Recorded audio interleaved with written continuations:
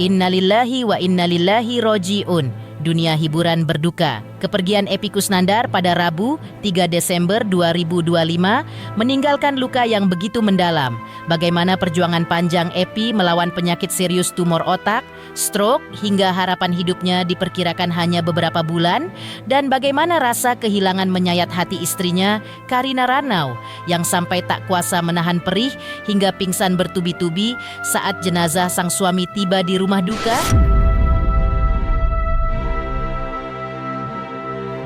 Apa yang dirasakan adik dan putranya menyaksikan detik-detik terakhir Epy jatuh, muntah, tak sadarkan diri, kritis hingga meninggal dunia. Bagaimana mereka mengenang sosok yang bukan hanya ayah dan kakak, tetapi juga sosok yang baik bagi keluarga dan banyak orang, dan sahabat karib seperti Opie Kumis dan Boy Idrus. Bagaimana mereka meluapkan dukanya, mengenang tawanya, perjuangan dan jejak Epy di dunia hiburan. Apa doa dan pesan terakhir yang mereka titipkan untuk sang sahabat?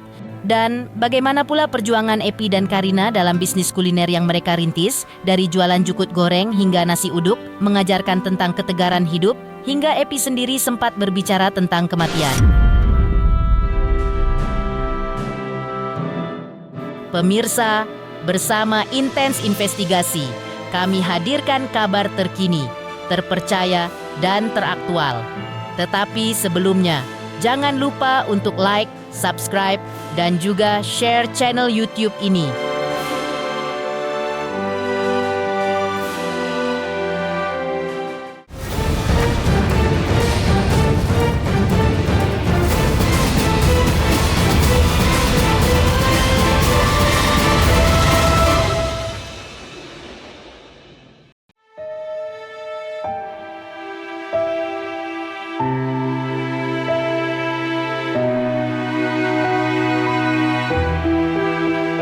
Innalillahi wa innalillahi roji'un.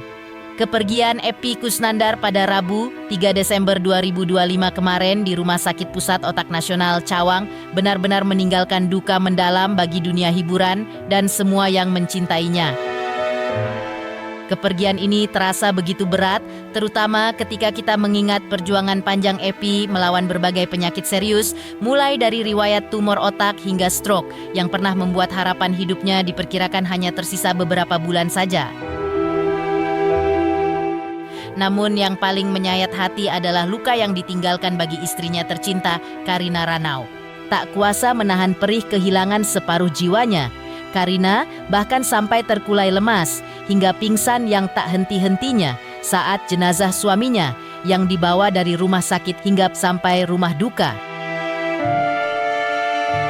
Dan inilah momen kepedihan yang mengharu biru saat Karina menyaksikan tubuh sang suami untuk terakhir kalinya memeluk duka yang tak pernah ia bayangkan akan datang secepat ini.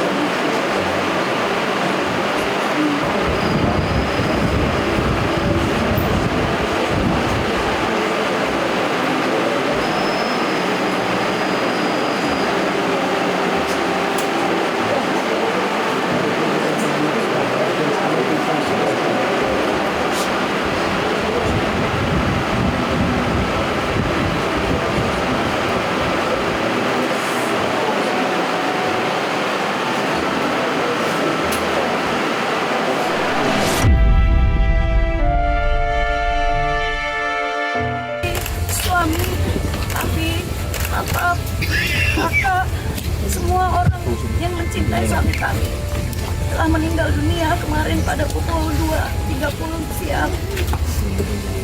Saya sebagai mewakili keluarga, sebagai istri yang menemani beliau 22 tahun, memohon maaf kepada semua yang mengenal suami saya, yang mengenal papi kami. Jika selama hidupnya beliau punya salah, punya kata-kata atau lisan atau sikap yang kurang berkenan, mohon dimaafkan, dibukakan pintu maaf yang selebar-lebarnya.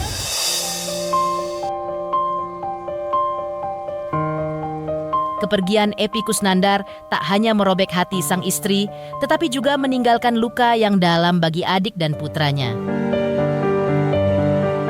Dengan suara menahan pilu, keduanya menceritakan detik-detik terakhir sang aktor.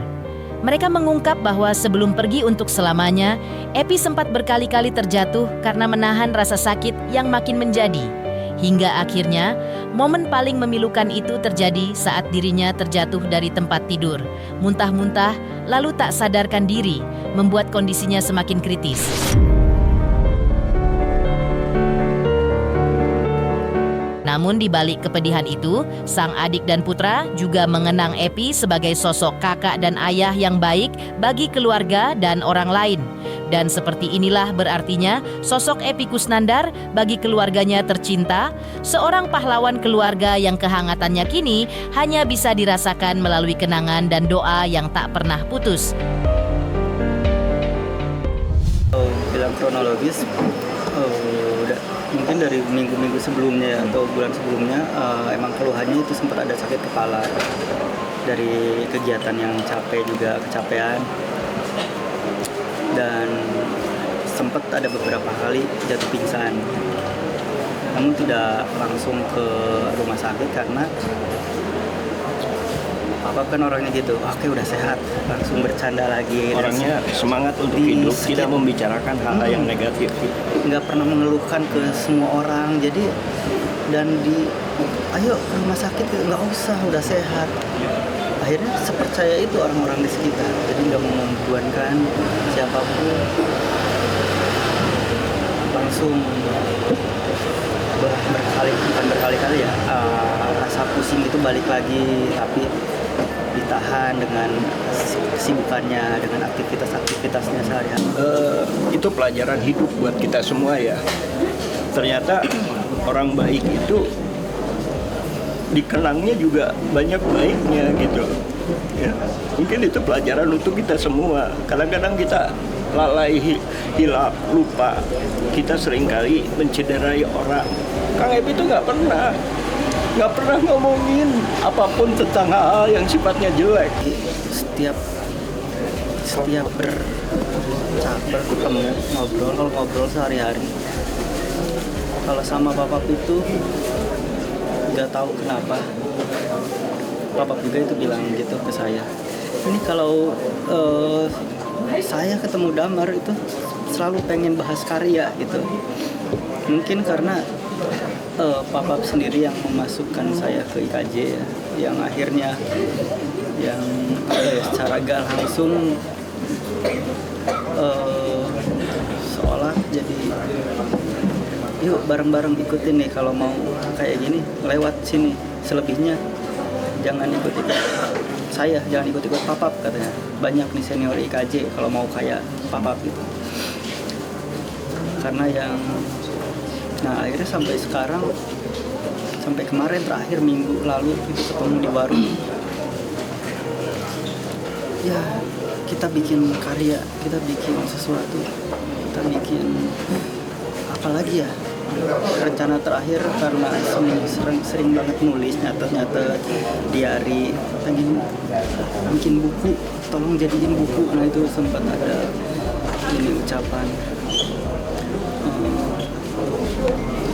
Dan selebihnya nanya kabar aja, apa kegiatannya sekarang, prodi teater gimana, salam buat dosen-dosen teater, salam buat orang-orang Garut Film Forum, salam buat Senadi Dimain, salam buat menjaga. Pokoknya apa yang pernah dia lakuin, papa lakuin selama hidupnya selalu dicurahkan ke saya buat disebarin, disampaikan ke yang lain juga.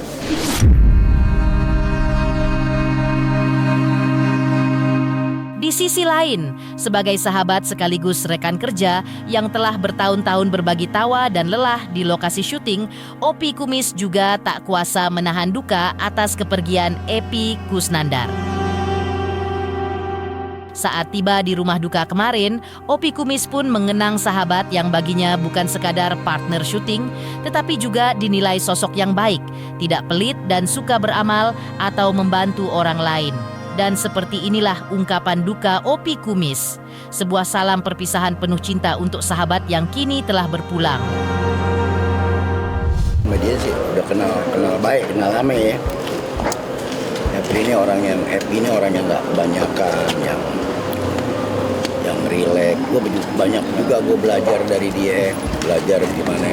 Ya kan terjun ke dunia seni lebih dulu dia nih daripada gue. Sakitnya apa yang jelas gue nggak pernah tahu nih, nggak pernah jelas sakitnya apa gitu. Tapi mudah-mudahan Allah ampuni segala dosanya, mudah-mudahan Allah kasih tempat yang layak di sisi Allah Subhanahu Wa Taala. Dia orang baik, mudah-mudahan dilancarkan urusannya sama Allah, mudah-mudahan semuanya di lapangan kuburnya, dan mudah-mudahan yang ditinggalin juga bisa sabar, karena memang ini udah kehendak Allah ya, yang nggak bisa kita tawar lagi, karena setiap orang yang bernyawa udah pasti wajib harus meninggal. Jadi mudah-mudahan lah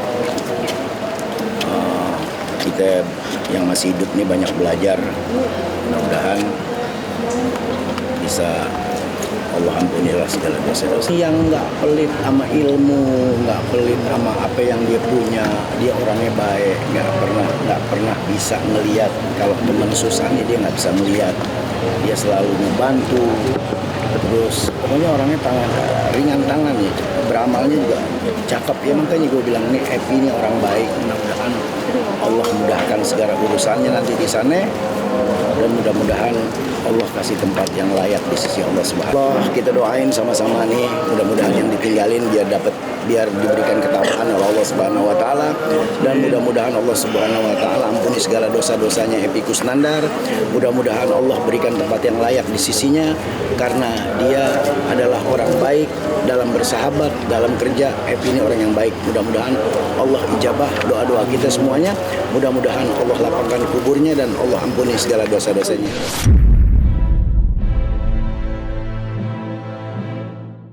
Masih di rumah duka, sahabat karib Epy Kusnandar, Boy Idrus, tak kuasa menahan air mata saat mengungkapkan rasa dukanya.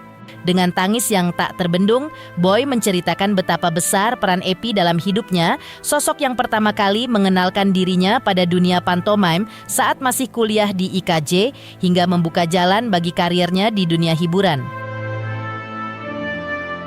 Dalam momen haru itu, Boy juga memohon kepada siapapun, baik netizen maupun para penggemar setia Epy Kusnandar, untuk mendoakan dan memaafkan segala khilaf serta kesalahan Epy semasa hidupnya. Seperti inilah potret duka sahabatnya, sekaligus bukti betapa Epy Kusnandar meninggalkan jejak mendalam, tidak hanya di hati keluarga, tetapi juga di hati para sahabat dan rekan-rekannya.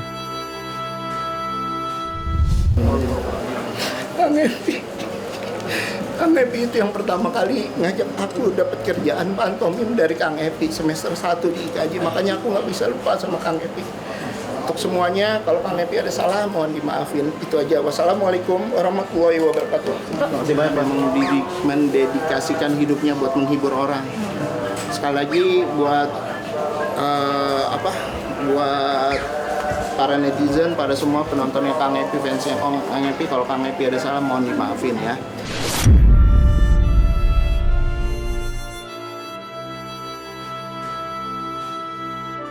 Seperti apa juga perjuangan Epy Kusnandar dan istri dalam bisnis kuliner yang mereka rintis, dari berjualan jukut goreng usai tak lagi syuting, hingga Epy tampak berbicara tentang kematian? Pemirsa Intens Investigasi, Jangan lupa saksikan terus Intens Investigasi dan pastikan jangan lupa untuk like, subscribe, share, dan juga komen. Tim redaksi Intens Investigasi juga mengucapkan banyak terima kasih kepada semua subscribers hingga channel Intens Investigasi kini menuju 4 juta subscribers.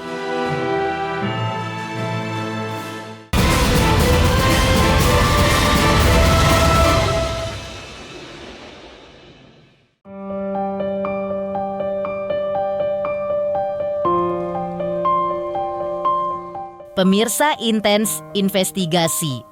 Sebelumnya, Epy Kusnandar memang memilih jalan hidup yang benar-benar berbeda. Setelah jarang terlihat di lokasi syuting, ia lebih banyak fokus menjalani usaha barunya. Bahkan, Epy pernah mengaku hanya bisa beristirahat 3 jam sehari karena hampir seluruh waktunya tersita untuk mengurus rumah makan. Meski lelah, semangatnya tak pernah padam. Ia tetap membuka pintu selebar-lebarnya untuk kawan-kawan pemain preman pensiun, mau yang masih sibuk syuting atau yang sedang lowong, semua dipersilakan mampir ke tempat usahanya. Dan inilah sosok Epy Kusnandar dengan kesederhanaan, kehangatan, dan semangat juangnya saat ia menunjukkan usaha nasi jukut goreng khas Sunda miliknya. Dari ngulek sambal hingga melayani pelanggan satu persatu, semuanya ia lakukan dengan tangan sendiri. Sebuah potret kegigihan yang kini hanya bisa kita kenang dengan rasa haru.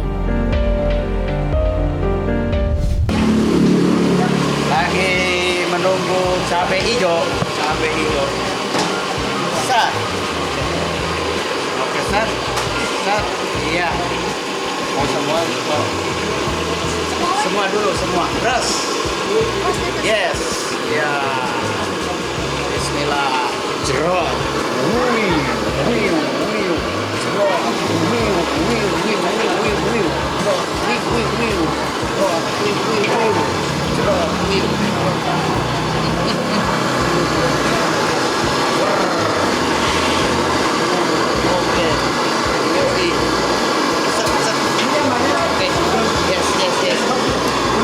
Bun, kayaknya yang pakai pete ya. Oh ya. Harus. Siap. Terima kasih. Ya.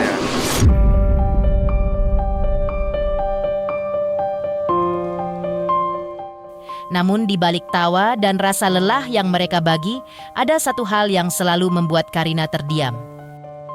Epy, dalam banyak percakapan, sering berbicara tentang kematian, seolah ingin memberi tanda bahwa ia tengah mempersiapkan hati dan keluarga untuk sesuatu yang tak terelakkan. Dan seperti inilah ungkapan jujur, tulus, dan penuh haru dari Epy Kusnandar serta sang istri. Ungkapan yang kini terasa semakin menyesakkan setelah kepergiannya.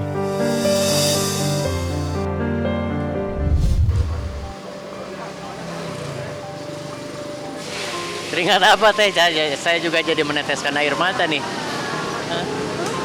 Tahu. Nggak bisa ngomong. Iya. Saya sebenarnya keleyengan tapi nggak dirasa, nggak. Cuma saya tulis aja, dan tulisan itu merupakan apa ya? Takut dibaca sekarang. Nanti aja kalau saya udah pergi baru baca. Saya tuh kayak apa ya, maksudnya dia tuh suka ngomong tuh suka aneh-aneh, Mas. Suka apa, kayak nitip pesan apa, kayak ya gitulah.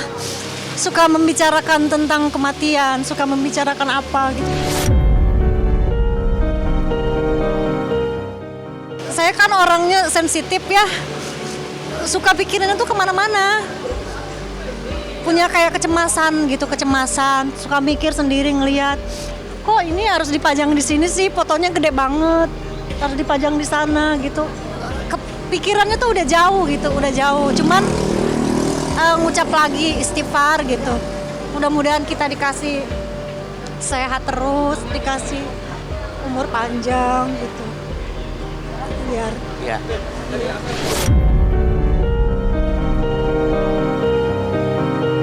Seperti apa pula, selain jukut goreng, Epy Kusnandar dan istri juga sempat berjualan nasi uduk, di mana melalui unggahan di sosial medianya, Karina Ranau kerap menunjukkan momen kekompakan mereka saat berjualan.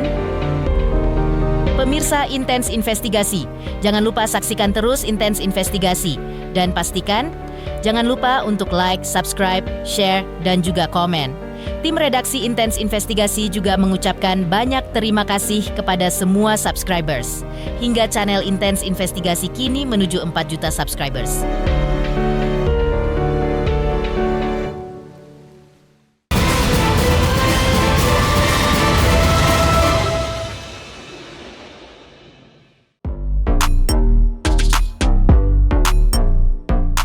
Selain berjualan jukut goreng, Epy Kusnandar dan sang istri, Karina Ranau, juga pernah menapaki hari-hari sederhana mereka dengan membuka dagangan nasi uduk, sebuah perjalanan manis yang kerap dibagikan Karina di media sosial. Dalam setiap unggahannya, terlihat betapa kompaknya pasangan ini. Epy dengan senyumnya yang hangat melayani pembeli, sementara Karina berdiri di sampingnya, bahu-membahu memastikan dagangan mereka laris manis. Dan inilah momen manis yang kini hanya bisa dikenang. Saat Karina dengan penuh cinta berjualan nasi uduk bersama almarhum suami tercinta, menghadirkan potret kesederhanaan dan kebersamaan yang membuat banyak orang terenyuh setiap kali melihatnya.